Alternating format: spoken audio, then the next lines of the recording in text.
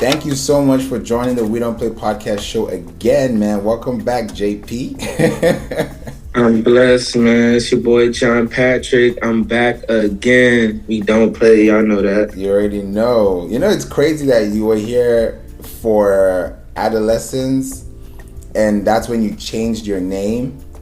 Mm-hmm. And now it's a whole new scene. You know, tell us about like the journey and how you've been like from then till now. What has been going on? I know our life has been lifing. I don't want to tell them for you. So yeah. Man, COVID changed everything, man. COVID changed everything. Around that time, like people joke around and say COVID 2020 vision. 2020 was like 2020 vision. And I think that's exactly what it was. My eyes was open in 2020. That free time was something that I needed, and I feel like I did use to my benefit.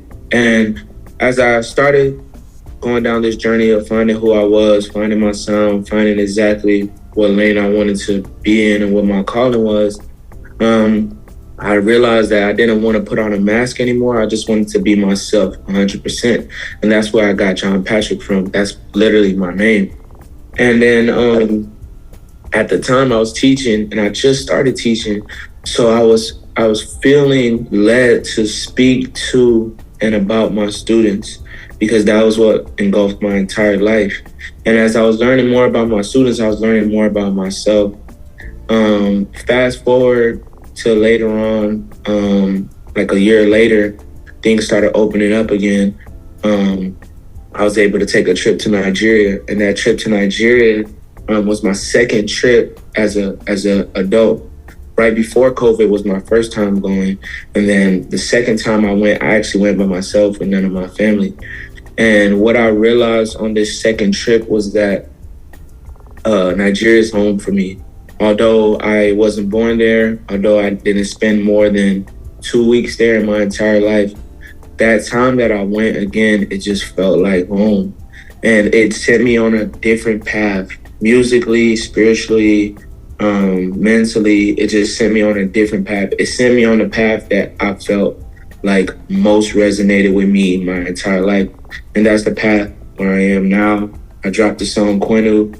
That has a whole story on its own.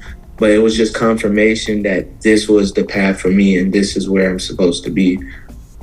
That's dope, man. I think that's also an awakening for you, you know, because it also plays into your music. Like if you hear your records before you went to Nigeria the first time and now after you went the second time, there's definitely a timeline of a difference. Definitely. Like I said, I was finding myself, refining myself, searching, digging, you know what I'm saying, trying to figure out what it is, because I knew it was something. And we hit gold. That's what's up, man. I love that. You know, Quenu is a big track. It's definitely a track that everybody's like, they're relating with it. Before you even got in the studio, what was your concept of the track? What were you thinking about when everything was happening? I mean, my uncle told me that I was always sending my uncle Nigeria songs because he always asked me about like what I'm doing. And he's just super supportive of me, like no matter what I do, no matter what I post.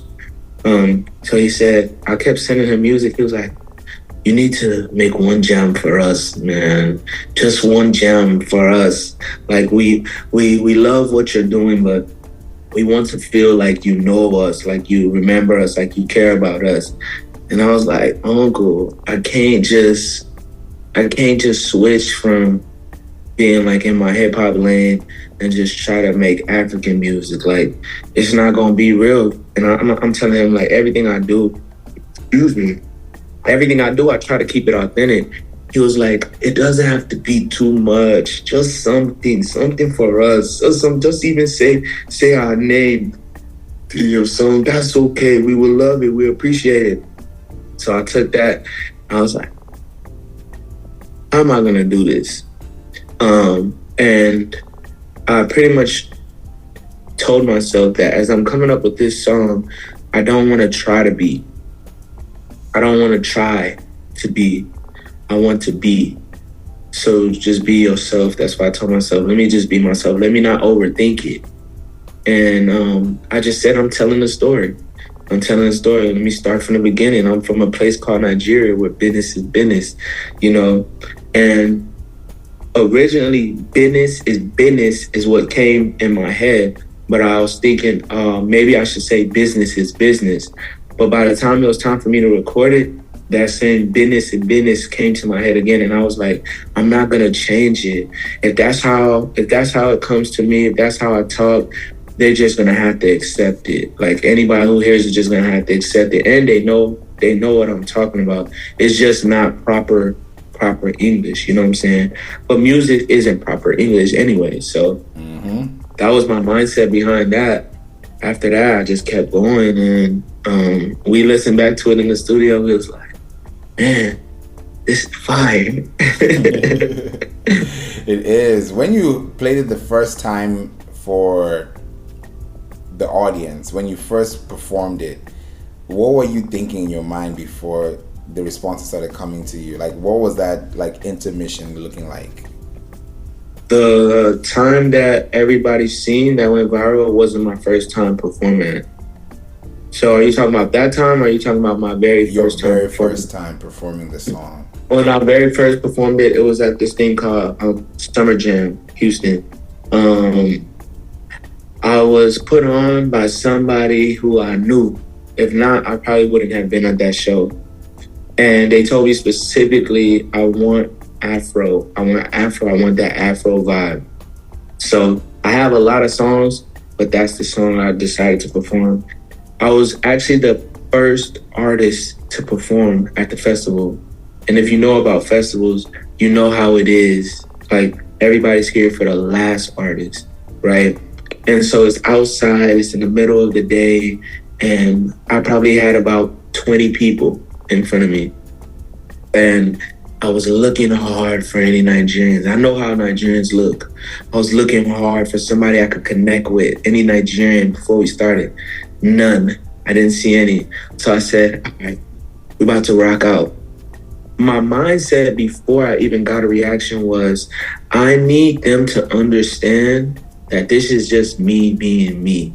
I had to be okay with them not getting what I'm saying, them not knowing what I'm talking about. And that's what I did. For the most part, from what I saw from those 20 people, they were paying attention. They were showing me love. They was bobbing their head. Depending on what I said, I got a reaction, a yeah or something, even though they didn't know what I was talking about. You know, and that let me know that the energy of the song was very powerful, because afterwards, a lot of those same people found me in the crowd, dapped me up, said, yo, man, you good. I like what you did up there, even though they had no idea about anything Nigeria. So that's what happened. And it wasn't a big crowd. It wasn't a big reaction, but it was very special to me. That's dope. And those are the special moments, from 20 people to 2 million people.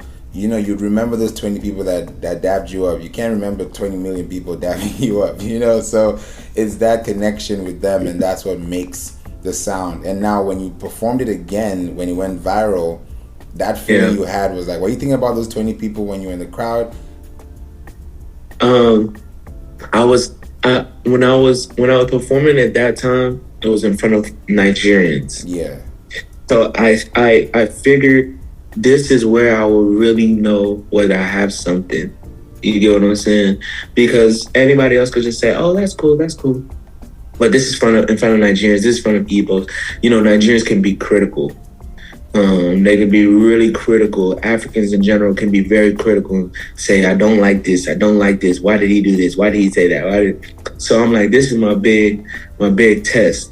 And I wasn't really thinking about the first time I performed it. I just was thinking about, let this not be the last time I perform it. Let these people not boo me off the stage or look at me and tell me, never sing these lyrics again.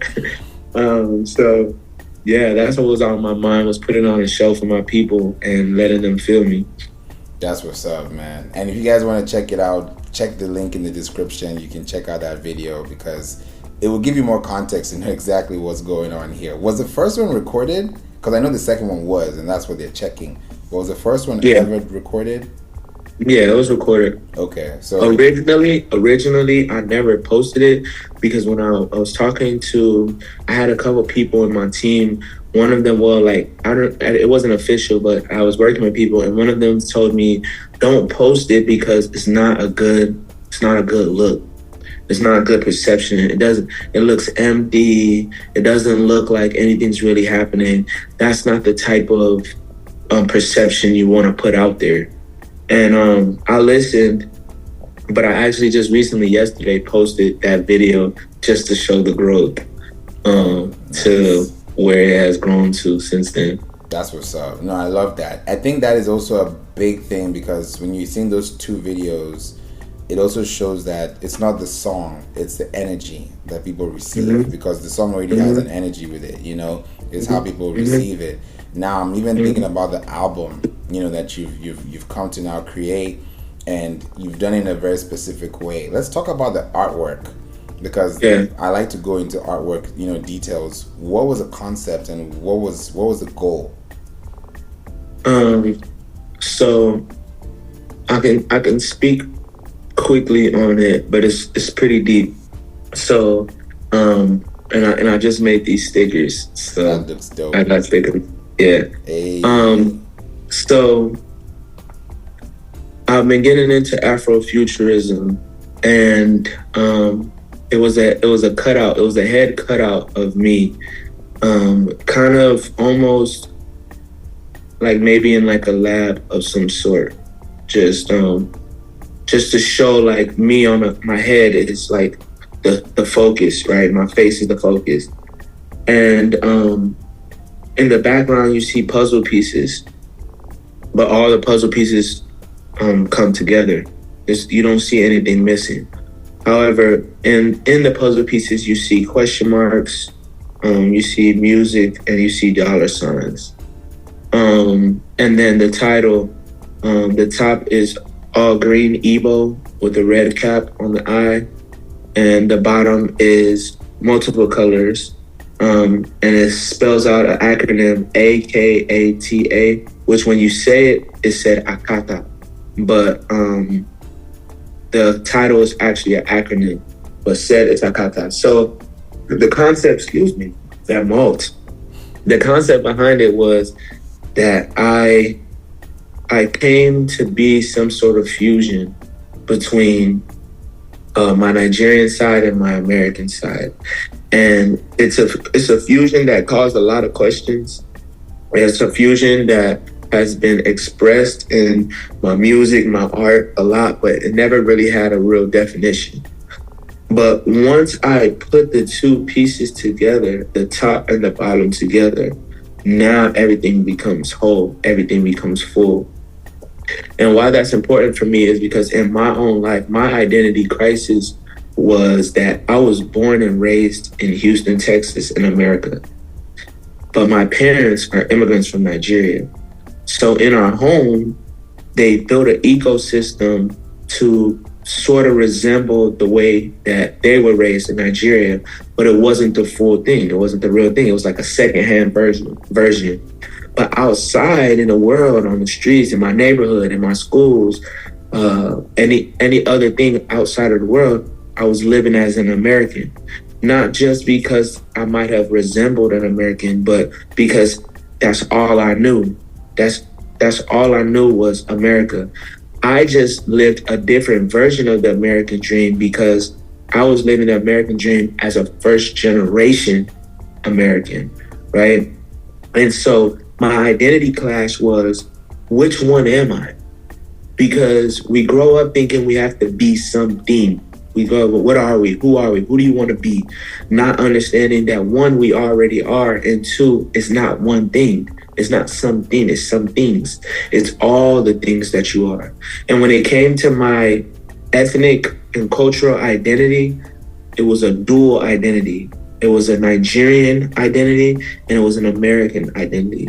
But not just any American identity, but an American identity of somebody who is born in America and doesn't really have that much ties to his African past. And although my parents were Nigerian, they too also were navigating how to move in America without losing their culture, but also getting ahead here. Because if you use everything from back home, you might fall behind, right? It's a different pace, it's a different world, it's different everything. So they're trying to get us equipped for America while also hoping that we don't lose the culture. But in the end of the day, I lean towards my American side. So growing up, I was called this word called A.K.A.T.A. A lot of aunties, uncles, older people in the community, even cousins back home call me A.K.A.T.A, A.K.A.T.A. Look at you, A.K.A.T.A boy. Or they'll say American boy. Or they'll say Yankee. Or they'll say any of these things. And to me, growing up, what that meant was, okay, you act like you're Black. You act like you're an American. But don't forget, you're still African. You're still Nigerian. And it's kind of like they use it in a way like if you're A.K.A.T.A, you're forgetting where you're coming from. But if you're doing the right thing, you're living right, and you have culture and all this stuff, then you're a good boy. Ezubo, you're a good boy. Ezubo, you're a good boy. So me, my identity crisis was I was okay with being A.K.A.T.A. I was okay with being American. I was okay with being Yankee. I was okay with that because that's who I truly felt I was. And as I got older and I started going deep into my roots, going deep into my heritage, I realized how much that shaped the direction my life was going in. I was going in the direction of a person who believed that they were American, and I wanted to live the American dream. Without saying too much more, the project is pretty much my story of me trying to explain how it felt and me coming to this awareness that I am both. I can't get rid of the American and I can't get rid of the African. I can't focus on only one side. A lot of Africans will want me to just focus on being Nigerian, forget that American stuff. And Americans will say, hey man, either you with us or you something else. You know what I'm saying? And I realized that I can't abandon both sides. I have to fully embrace both. And that's what the project is about. That's what my mission is about, is bridging the gap, bringing both sides together, because I'm sitting in the middle and I'm seeing similarities on both sides, but they are seeing differences. So if I have to be the one to speak up, I have to be the one to make the art, I have to be the one to push the movement, holding hands of both sides, then I'm gonna be the one to do it. And that's what Igbo A.K.A.T.A is about. This is dope, man. I think a lot of people are gonna be tapping in because they're gonna listen to your growth from, when you started. I remember, was it A-Leaf? It was A-Leaf on Fire. A-Leaf on Fire. I remember that time, and then adolescence, and then now Igbo A.K.A.T.A. There's growth. You can even see it through the timeline, through the sounds, through what you're doing, the sonics. It's a whole new way for you. So I'm even thinking now, these last two questions I think will help a lot of people figure out how to navigate through the album. Yeah. What was your two-part question? What is your most favorite song? And then what was the song that took you the longest to finish? Okay. So 1 second, because my son just woke up. Okay. So I'm going to answer this question while getting him, because he's coming. Let's go. Hey. Yeah. All right. So I have two favorites. My first favorite was Ndo, and my second favorite was Waiting Day Sup. And Ndo was my favorite because it was just a song that I felt like I could play on repeat. It was a song that I felt like had a message, and I felt like it was really catchy. And I just really love the vibe of the song. And then Waiting Day Sup was a last minute addition to the project. So it was special to me, and it became my favorite because I felt like I unlocked a new bag. I felt like I unlocked a new version of myself with this project in general. But that song specifically, I just felt like I was in a new space, and I was just so excited to keep going down and exploring that sound. The song that took me the longest, I would say, is the first song. The first song is Yoku, and it took me the longest because I just really wanted it to be right. It was like it's like the intro track, and it explains what I mean when I say Igbo A.K.A.T.A. It explains like my mission, my movement, and I wanted it to be right. I wanted the lyrics to be right. I wanted the sound to be right. I wanted the beat to be right. I took the most time with that track specifically because it was just really important to me that, the first thing that you guys hear be an accurate representation of my message. That's dope. That's super dope. What would you tell someone listening to this album as they're listening through it? What should they be looking out for, or what should they be feeling if they're driving, at the gym, wherever they are? What should they be thinking about when they're listening through? How it makes you feel. This is a representation of pure, authentic expression. So if pure, authentic expression makes you feel a certain way, and that certain way is something that's positive, I would tap more into things that represent pure, authentic expression. What do I mean by that? Maybe the music that is being floating through your playlist isn't that authentic.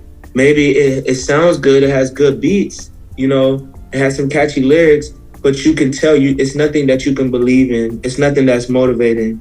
I would say listen for the parts that you can relate to, because there's gonna be a lot, but the whole point is to inspire, is to motivate. So if I can give you some little gems here and there that you can relate to, maybe you could take that and let that be a spark for what you can create. I think we're all called to create. Whether we're supposed to be in front of the camera or not, I don't know.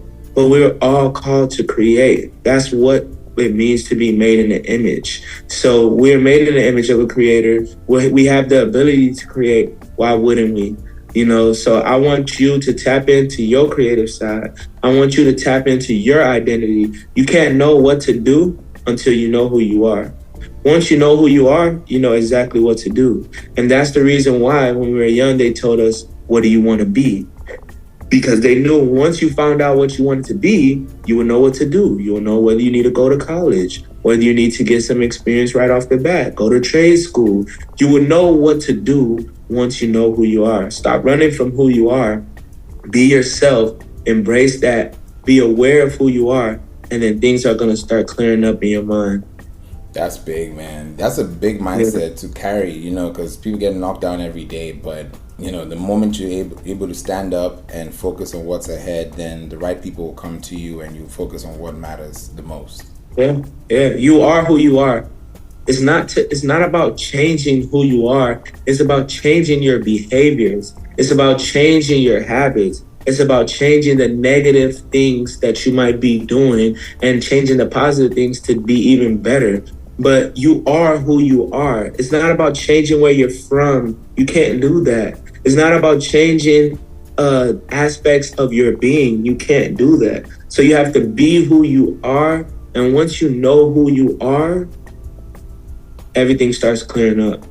100%. Wow. Thank you so much, John Patrick, for being on the We Don't Play podcast show again. It was so great to have you here after so many years. And it's crazy. Time just flies, man. And now we got a little man in the building. It's a happy marriage, happy life. And, life is just getting better and better. And that's how it should be. So I'm really happy that you're here and you're doing really well. I said, we got to get you on here. We got to bring you back for sure. As soon as you sent it, I'm like, let's get it. That's what's up. Let's get it. Nah, I appreciate that. I know people want to tap in. They want to go listen to the album now. They're like, okay, now we got the picture. Now let's jam. How can they jam to the music? How can they add it to their playlist? How can they connect and start listening right away and start streaming? Yeah, so my name is John Patrick. On all platforms, it's my actual full name, John Patrick Egbo, EGBO. So if you tap into any of my platforms, there's gonna be a link on there that has a lot of my information on it. Right now, the album is exclusively on even.biz. It's the only website, only place you can stream the music. And that is because after doing this for so long, I think it was time for me to start looking out for where my support is coming from. And I don't mean support by just reposting on Instagram or commenting fire emojis. I mean support by putting your money where your mouth is. And it's a platform that's called Proud to Pay. So however much you're proud to pay, we will accept it. We'll provide you not only with the music, but also exclusive content. And you'll be able to stream it there. There's a chat there. You'll be able to chat on there as well with us. And we're just excited to see who really cares and who's really tapping in. Eventually it will be on platforms, Audio Mac, Boomplay, Spotify, all that, Apple. But right now, I wanted to try something different, see who's really rocking with it. No, that's dope. I love that. And that's how it starts, because when you have those loyal fans, they're always going to support you. And that also adds color to the brand and also gives you better PR, long term. Mm-hmm. So I'm excited, man. I'm glad people are tapping in. Check out the album, check out the songs, check out the music video as well. That one was a fire jam. That Queen music video, yeah, y'all got to tap in on this after listening to this episode for sure.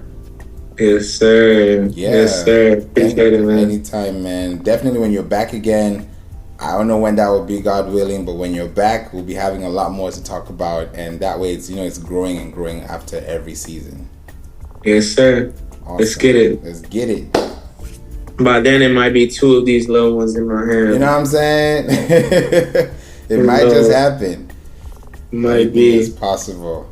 Oh man, thank you so much for joining us again, and I'm sure people are going to tap in, connect with you, and whenever it's out, they listen to it. If they want to tap in now, they can catch it on, on the go.